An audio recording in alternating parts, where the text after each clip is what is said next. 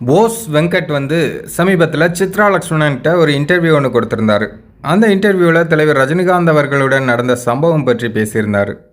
சிவாஜி படப்பிடிப்பு தளத்தில் வந்து போஸ் வெங்கட் கிட்ட தலைவர் வந்து ஒரு கேள்வி ஒன்று கேட்டிருக்காரு. பக்கமாக நீங்கள் என்ன படம் பார்த்தீங்க அப்படின்னு. அதற்கு அவர் வந்து ஒரு மலையாள படம் பேர் சொல்லியிருக்காரு. இந்த படம் பார்த்தேன் சார் அப்படின்னு. எப்படி இருக்குது அப்படிங்கும்போது சூப்பராக இருக்குது சார், என்ன கதை அப்படின்னு தலைவர் கேட்கும்போது அவர் வந்து கதையை விளக்கியிருக்காரு. ஒரு 60 வயசு கிழவன் சார், அந்த கிழவன் தான் அதில் மெயின் ரோல் பண்ணி அந்த கதை வந்து ரொம்ப சுவாரஸ்யமாக போகுது அப்படின்னு அந்த கதையோட விளக்கங்கள்லாம் கொடுத்துருக்காரு.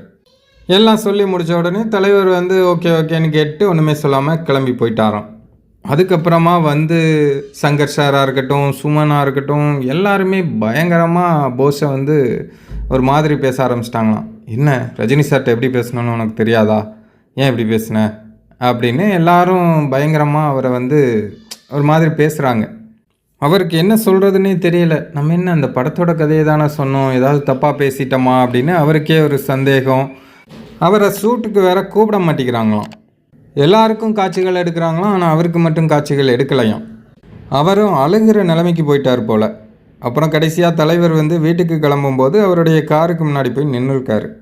கார் கண்ணாடியை கூட தலைவர் வந்து கொஞ்சம் நேரம் திறக்கலையாம். அப்போ உச்சபட்ச கோவத்தில் இருக்கார் அப்படின்னு தெரிஞ்சுக்கிட்டு அப்படியே நின்றுட்டே இருந்திருக்காரு.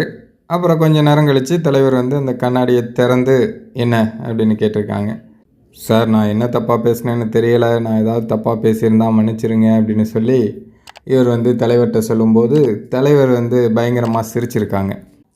அப்புறம் தலைவர் சொல்லியிருக்காங்க, என்ன பக்கத்தில் வச்சுக்கிட்டே 60 வயசு கிழவன் படம் அப்படின்னு சொல்லி மறுபடியும் சிரிச்சிருக்காங்க.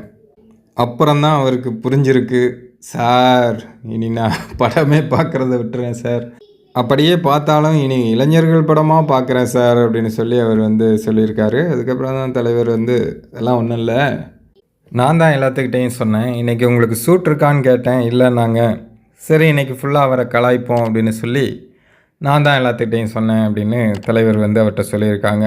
அப்புறம்தான் அவருக்கு உயிரே வந்திருக்கு. தலைவர் சொன்னதுனால தான் வரிசையாக சுமன் டைரக்டர், அப்புறம் அசிஸ்டன்ட் டைரக்டர் எல்லாருமே வந்து இவர்கிட்ட வந்து என்ன இப்படி பேசிட்டீங்க, என்ன அப்படி பேசிட்டீங்க அப்படின்னு அவரை வந்து கலாய்ச்சிருக்காங்க. கடைசியாக தான் அவருக்கு தெரிஞ்சிருக்கு.